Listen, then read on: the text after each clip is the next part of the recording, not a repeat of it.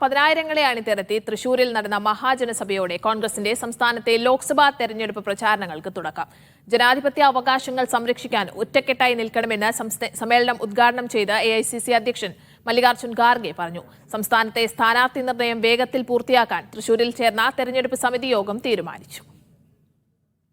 1 ലക്ഷത്തോളം പ്രവർത്തകരെ അണിനിരത്തിയാണ് തേക്കിൻകാട് മൈതാനത്ത് കോൺഗ്രസ് മഹാജനസഭ സംഘടിപ്പിച്ചത്. ഓരോ ബൂത്തുകളിൽ നിന്നും 3 വീതം ഭാരവാഹികളും മണ്ഡലം മുതൽ AICC തലം വരെയുള്ള കേരളത്തിൽ നിന്നുള്ള ഭാരവാഹികളും സമ്മേളനത്തിൽ അണിനിരന്നു. ബൂത്ത് ശാക്തീകരണത്തിലൂടെ കോൺഗ്രസിന്റെ പ്രവർത്തന രീതിയിൽ അടിമുടി മാറ്റം കൊണ്ടുവരാൻ ലക്ഷ്യമിട്ട് നടത്തിയ സമ്മേളനം AICC അധ്യക്ഷൻ മല്ലികാർജ്ജുൻ ഖാർഗെ ഉദ്ഘാടനം ചെയ്തു. ദേശീയ അധ്യക്ഷനെ എത്തിച്ചുള്ള തെരഞ്ഞെടുപ്പ് പ്രചാരണത്തിലൂടെ അണികളിൽ ആവേശം വിതറാൻ കഴിയുമെന്ന പ്രതീക്ഷയിലാണ് Congress.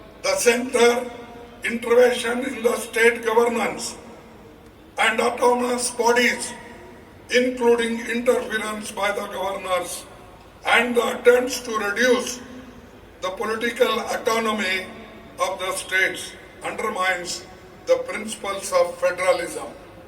KPCC president K. Sudhakaran അധ്യക്ഷത വഹിച്ച മഹാജനസഭയിൽ AICC general secretary KC Venugopal, പ്രതിപക്ഷ നേതാവ് VD സതീശൻ, കേരളത്തിന്റെ ചുമതലയുള്ള AICC general secretary Deepa Das Munshi തുടങ്ങി നിരവധി നേതാക്കൾ പങ്കെടുത്തു.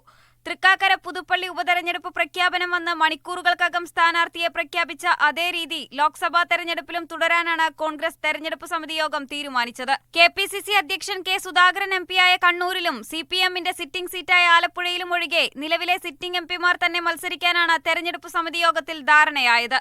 ഈ സീറ്റുകളിലേക്ക് സ്ഥാനാർത്ഥിയെ കണ്ടെത്താൻ 4 അംഗ ഉപസമിതിയെ ചുമതലപ്പെടുത്തി. K. Sudhakaran, VD Satheesan, Ramesh Chennithala, MM Hasan എന്നിവരാണ് സമിതി അംഗങ്ങൾ. വയനാട്ടിൽ രാഹുൽ ഗാന്ധി തന്നെ മത്സരിക്കണമെന്ന ആഗ്രഹം നേതാക്കൾ ദേശീയ നേതൃത്വത്തെ അറിയിക്കും. മീഡിയ 1 തൃശൂർ.